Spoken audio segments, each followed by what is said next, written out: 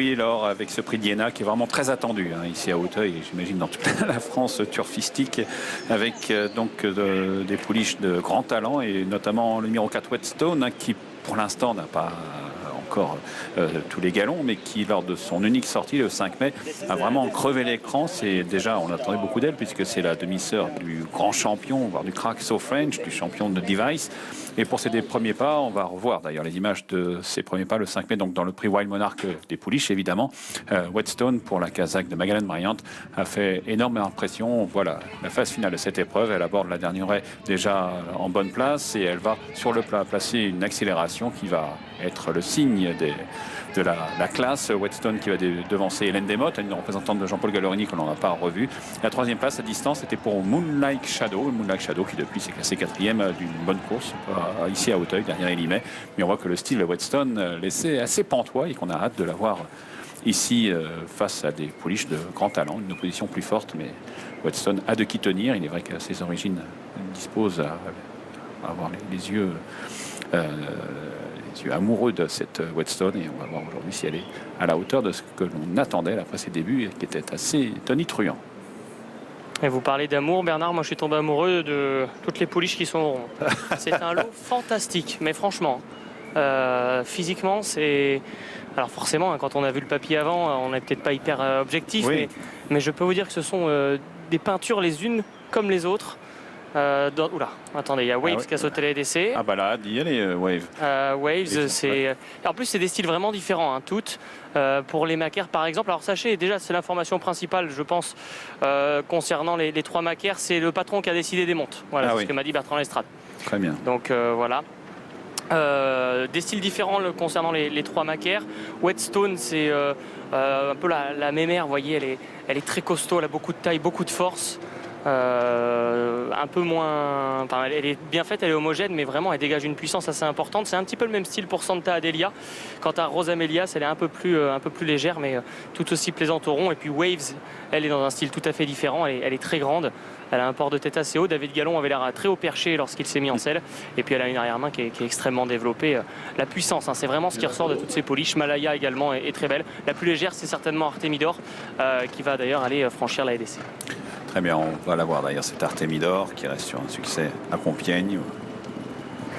On découvre Auteuil aujourd'hui, Kazakh Blanc et Orange, c'est Malaya. Ici, Whetstone devant le 3 Santa Adelia, qui a changé de Kazakh, qui est maintenant sur le Kazakh de Robert Vallée-Cohen. Il y a du monde concernant les propriétaires. James Reveley était bien entouré. Oui. On a fait le déplacement. Voilà, bah, c'est la Kazakh a défendu Long Run, notamment en France, puis surtout en Grande-Bretagne. J'ai discuté avec son jockey du jour. Voilà, faut la laisser faire, certes, mais elle n'est pas forcément sous tension lorsqu'elle court, c'est qu'elle saute tellement vite et qu'elle a quand même effectivement une action rapide. Elle a une vitesse de base assez importante, mais c'est pas un souci, m'a dit son jockey, 3500 mètres. La piste un peu moins collante que sur l'épreuve que vous venez de voir va être un avantage. Ça va ressembler un petit peu à ce qu'elle a vu le jour de ses débuts à Lyon-Paris.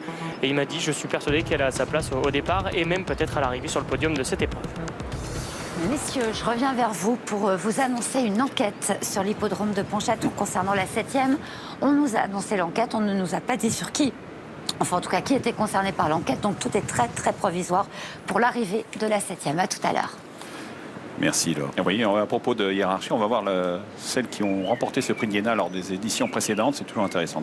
Elles sont libérées, ces pouliches de 3 ans pour ce prix d'Iéna, au départ duquel cette allée Dance a été déclaré forfait. C'est Artemidor qui a pris les affaires en main, qui mène 2 ou 3 longueurs devant Santa Adelia, le numéro 3, la pouliche invaincue en 2 sorties, avec ensuite en blanc et orange Malaya, le numéro 5, qui devance Waves, le numéro 6, alors qu'à distance, la sœur de So French et de Device galope en retrait, loin des animatrices, avec dans son sillage Rose Amelias.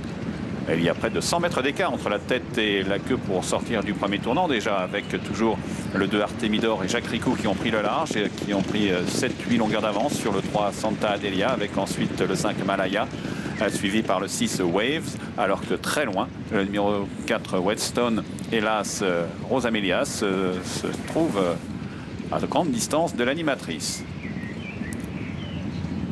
Avec Artemidor, le numéro 2 qui est toujours détaché pour passer la haie adjacente à l'Auxerre. Avec à distance la Grise Santa Adelia qui devance le numéro 5 Malaya côté corde. À l'extérieur, le 6 Waves qui débute à Hauteuil et nettement devant le numéro 1 Rose Amelias qui est maintenant devant le 4 Whetstone qui est dernière décollée à 100 mètres de Artemidor à un tour de l'arrivée.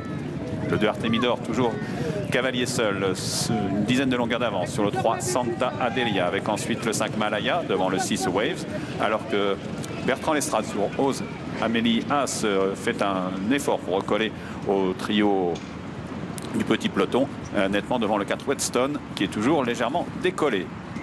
Le 2 Artemidor qui joue son va-tout d'une certaine façon, qui aborde détaché le tournant d'Auteuil avec une bonne dizaine de longueurs d'avance sur le 3 Santa Adelia avec la casaque blanc et orange du 5 Malaya dans son sillage. Le 6 Waves avec David Gallon vient côté corde en deuxième position maintenant devant la grise Rose Amelias et toujours le 4 Whetstone qui est au dernier rang pour aborder la ligne d'en face. Toujours le 2 Artemidor, la fille de Anna Mablou et de Polnikova qui est détachée de Santa Adelia qui est accompagnée par le 6 Waves à son intérieur maintenant devant le 5 Malaya alors que plus loin galope toujours là ce Rose Amelias nettement détaché du 4 Whetstone.